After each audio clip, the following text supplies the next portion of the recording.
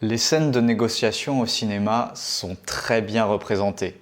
On y retrouve souvent un protagoniste charismatique, usant de diverses techniques de manipulation, devant un public impatient de connaître le dénouement. C'est très bien, mais assez peu fidèle à la réalité. Un appel de vente implique souvent tout un tas d'imprévus. Il faut que la personne décroche, il faut passer le barrage secrétaire. En d'autres termes, il faut cibler la bonne personne au bon moment.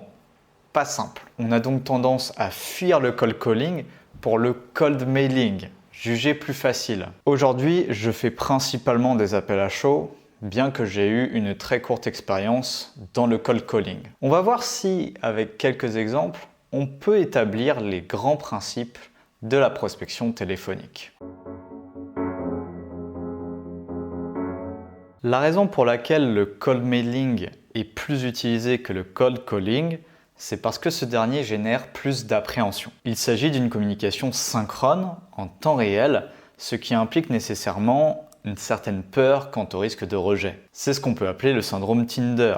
Sur l'application, un rejet est indolore, alors qu'une rencontre dans la vraie vie nécessite une maîtrise de son ego. En termes d'efficacité, un email n'est pas forcément meilleur ou moins bon qu'un appel. Que vous receviez un appel du CPF ou un email dans vos spams, ça reste la même merde. Ça nous intéresse pas. Arrêtez ça. Arrêtez, ça nous intéresse pas. Ça nous intéresse plus. Néanmoins, il existe un avantage non négligeable en faveur du cold calling. C'est qu'un numéro de téléphone est plus facilement trouvable qu'une adresse email. Si vous pensez à Google Maps, les numéros de téléphone sont présents directement sur les fiches détaillées. Alors que l'adresse email, si vous souhaitez l'obtenir, vous devez cliquer sur le site internet et chercher où elle se trouve. C'est plus difficile. D'ailleurs, si vous souhaitez obtenir un fichier de leads bien segmenté depuis Google Maps, vous pouvez jeter un œil à scrap.io. Il permet de télécharger votre fichier Excel ou CSV en l'espace de quelques clics.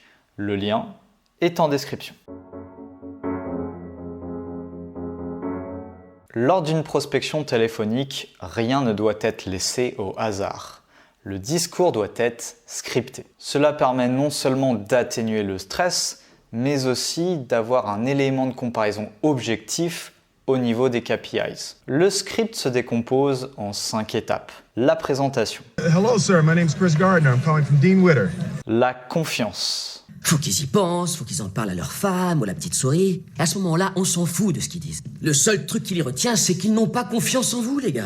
La confiance se joue sur un élément distinctif. Un indicateur montrant que votre interlocuteur n'est pas le 83e random guy que vous avez appelé dans la journée. Quitte à ce que ce soit un mensonge arrangé. Je suis passé devant votre agence la dernière fois, quelqu'un que je connais a apprécié un plat sur votre menu, j'ai vu votre dernier contenu et j'ai pensé que, etc. La crédibilité. Ça ne sert à rien de dire on est les meilleurs ou on est les moins chers, parce que l'interlocuteur n'a aucune raison de nous croire. À la place, on peut jouer sur le principe d'association. On a tel partenaire connu, on a tel contact en commun, on a tel intérêt similaire, etc. La solution, en une phrase, en soulignant le bénéfice apporté par votre produit. Le rendez-vous. Le rendez-vous est le CTA. Il fait figure d'étape intermédiaire parce qu'on ne vend pas directement par téléphone. C'est le principe de cohérence ou du pied dans la porte. On ne se marie pas au premier regard. De la même manière, on ne va pas acheter quelque chose à quelqu'un qu'on connaît depuis 5 minutes.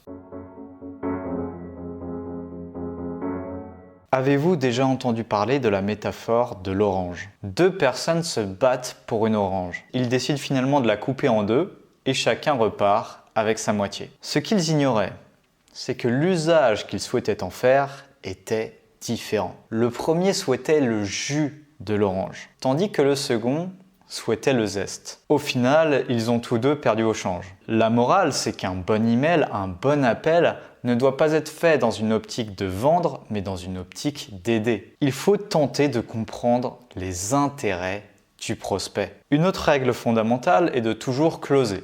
Le always be closing. Always be closing.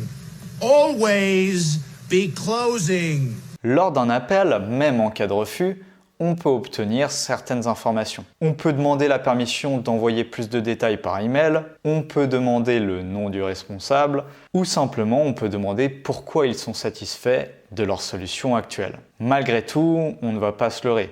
Le cold calling, ça reste un jeu de nombres. Non, on le raisonnait avec les stats, en fait, qui étaient de dire, on savait que, par exemple, sur 80 numérotations, on avait 5 contacts argumentés. C'est-à-dire, on passait 80 numéros de téléphone, on avait des gens qui répondaient pas, on avait des secrétaires, des gens qui n'étaient pas là, etc., etc. Et au bout du compte, on avait 5 conversations argumentées, c'est-à-dire là où on avait le temps de dérouler à la bonne personne l'argumentaire. Et sur ces 5 personnes, on avait deux rendez-vous et demi. Cela implique de tester différentes approches encore et encore, jusqu'à obtenir les résultats estompés. C'est la fin de cette vidéo, j'espère que ça vous a plu. Si c'est le cas, n'hésitez pas à mettre un like et à vous abonner. Et si vous souhaitez utiliser Scrap.io pour créer votre fichier de prospection depuis Google Maps, en vous créant un compte, vous avez accès à vos 100 premiers leads gratuitement. Quant à moi, je vous dis à la prochaine.